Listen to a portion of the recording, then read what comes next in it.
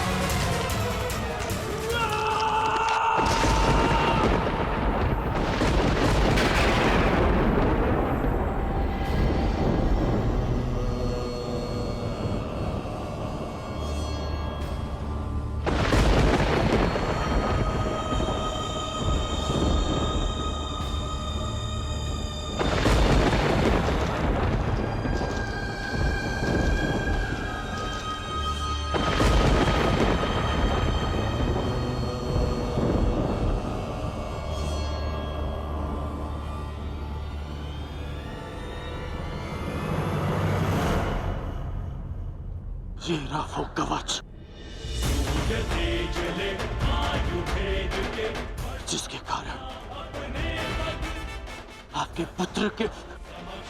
पुत्र के चिंता के बाण आपके हृदय को भेद रहे थे।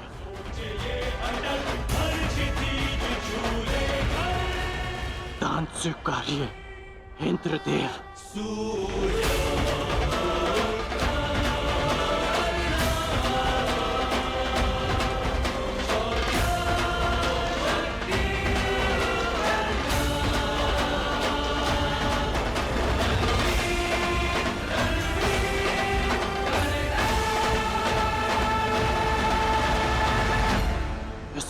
नहीं इंद्रदेव। तो किस प्रकार पुत्र? दान स्वीकारने के लिए अपने वास्तविक रूप में आइए इंद्रदेव।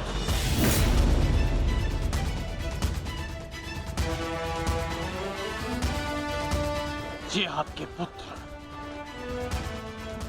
और विलक्षण योद्धा के सम्मान के लिए कह रहा हूं मैं। उस माता के सम्मान के लिए कह रहा हूं जिसने अर्जुन जैसे योद्धा को जन्म दिया। दान में पुण्य का फल होता है। इसे जल का भाग मत बनाइए। अपने वास्तविक रूप में आइए। आइए इंद्रदेव अपने वास्तविक रूप में।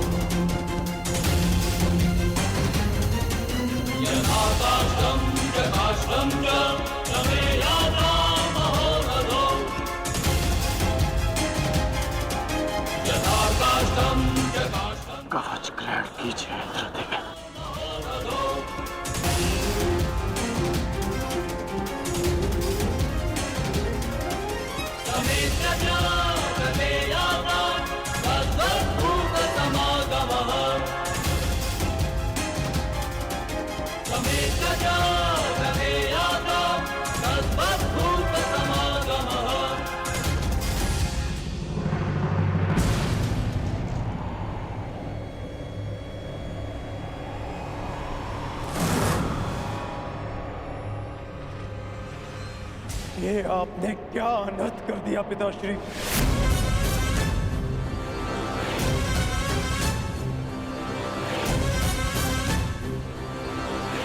क्यों? क्या आवश्यकता थी आपको इसकी, जो आपने कर्ण से उसका कवच कुंडल छीन लिया?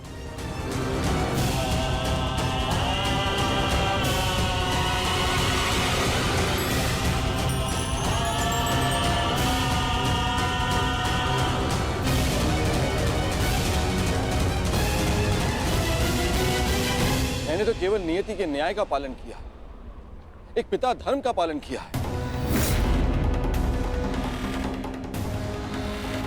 ये किस प्रकार का पिता का धर्म है पिताश्री? पिता का धर्म होता है अपनी संतान में आत्मविश्वास जगाना, परंतु आप अपनी संतान की शक्ति पर विश्वास ना करके कौन सा पिता का धर्म निभा रहे हैं? बताइए मुझे पिताश्री।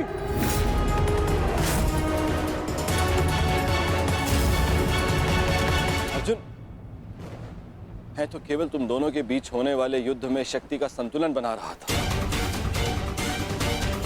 जब तक कर्ण के पास एक कवच और कुंडल था, तब तक तुम्हारा कोई भी प्रहार कर्ण पर प्रभाव ना करता। जबकि तुम्हारे पास ऐसी कोई दैव्य ढाल नहीं। अर्जुन, मैं तुम दोनों के मध्य न्यायपूर्ण ध्वंस चाहता था। न्याय नहीं, छल किया है आपने पिताश्री। छल करके आपने कर्ण से दान में उसकी ढाल मांग ली। महान बनने के लिए मित्रों की आवश्यकता होती है, और उससे भी अधिक महान बनने के लिए प्रबल शत्रुओं की। परंतु आपने तो मेरे शत्रु को निर्बल बनाकर मेरा मान ही कम कर दिया।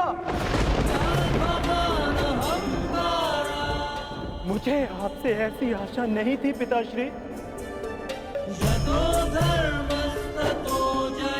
पहले एकलव्य के साथ अन्याय, उसका अंगूठा छीन कर उसे बाण संधान करने के लायक नहीं छोड़ा आचार्य द्रोण ने,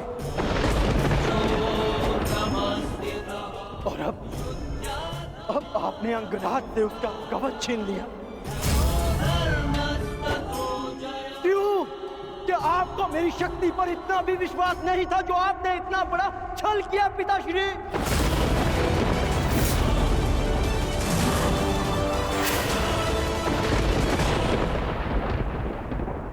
भी सोचा भी है आपने कि अर्जुन को इतिहास किस नाम से स्मरण करेगा? कि उसने उन योद्धाओं को परास्त किया जो उससे कम शक्तिशाली थे, कि समान कौशल रखने वालों के साथ छल किया उसने। मैंने इस महायुद्ध में कर्ण को परास्त करने का वचन दिया था, परंतु मेरे लिए मेरी सबसे बड़ी विजय को आपने छल से रचा हुआ प्रारब्ध बना दिया पिताश्री। और यदि अब मुझे विजय मिली तो भी उसे आपका छल गिना जाएगा,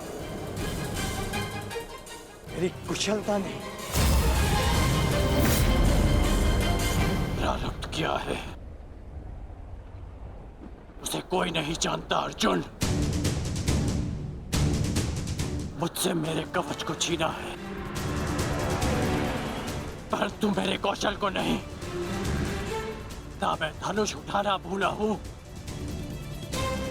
ना बाण संधान करना। तुम्हें जिस द्वंद की अपेक्षा है, वो द्वंद तुम्हें अवश्य मिलेगा।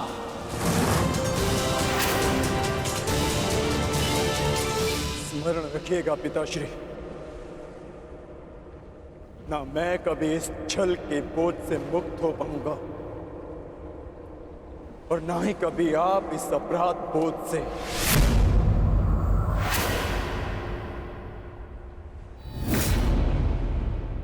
तुमने सत्य कहा पुत्र अर्जुन, ये जानते हुए भी कि मैं कौन, मेरी मंशा क्या है, किस अपेक्षा से यहां आया हूं। कर्ण ने मुझे अपने कवच और कुंडल दान कर दिए। इस दान से तुमने आत्मविश्वास का एक अद्भुत उदाहरण, एक महान परिभाषा प्रस्तुत की है। मैं देवराज ये घोषणा करता हूं, तुम्हारा ये बलिदान इस युद्ध का सबसे महान, सबसे उच्च बलिदान सिद्ध होगा। समस्त संसार में तुम महादानवीर कर्ण के नाम से प्रसिद्ध होगे।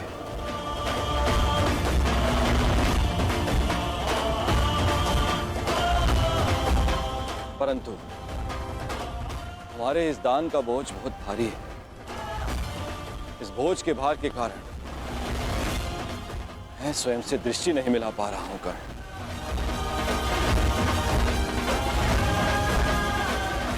इसे हल्का कर दो कर्ण। और अब मैं तुम्हें वो अस्त्र देना चाहता हूं जो समस्त संसार में किसी भी प्रकार की ढाल को वेध सके।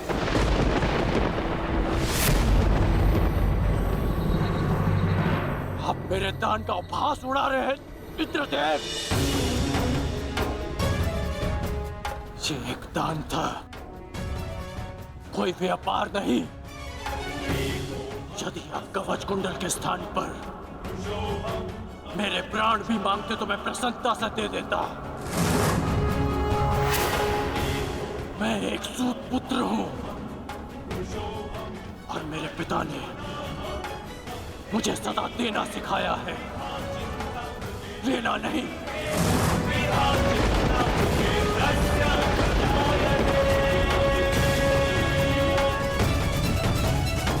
मैं अपने दान देने का वचन पूर्ण किया, मेरे लिए यही पर्याप्त है। मुझे आपसे कुछ नहीं चाहिए। यदि तुमने मुझसे कुछ नहीं मांगा तो देवराज होने के नाते इस सृष्टि में मैं अपना सम्मान खो बैठूं। यदि मैंने तुम्हें कुछ नहीं दिया तो मैं स्वयं को कभी क्षमा ना कर पाऊंगा। मैंने दान के रूप में तुमसे तुम्हारी ढाल छीन ली। मांगो, मांगो जो वरदान मांगना है मुझसे।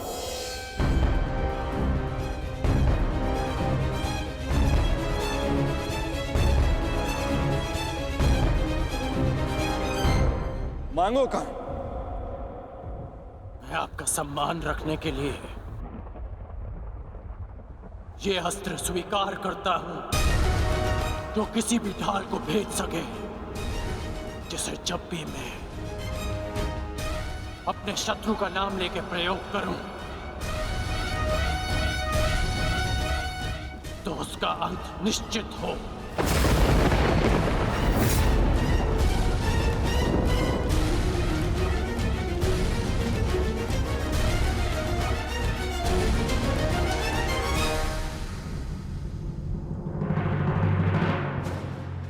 ठीक है,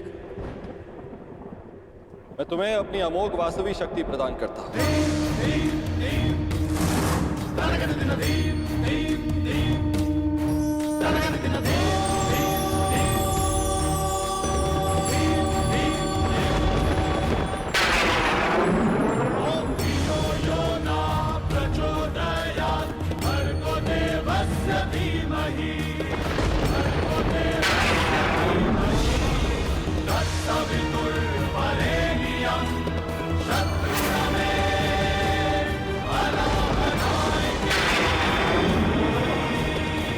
इस शक्ति को जिसका नाम लेकर संधान करोगे वो अवश्य मृत्यु को प्राप्त होगा, किंतु स्मरण रहे, इस शक्ति का प्रयोग तुम केवल एक ही बार कर पाओगे,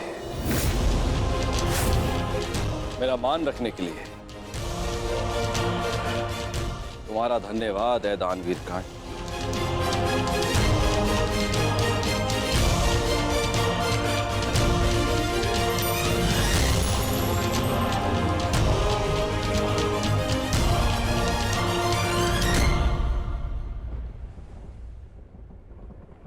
मैंने सदैव यही चाहा था कि तुम्हारा वध मैं तब करूं जब तुमने कवच धारण किया। ये कवच मेरा कौशल, मेरी प्रतिभा नहीं। ये कवच छिनने के पश्चात अब ये द्वंद समान है, परंतु तुम सावधान रहना, क्योंकि इस अस्त्र का प्रयोग मैं तुम पर ही करूंगा।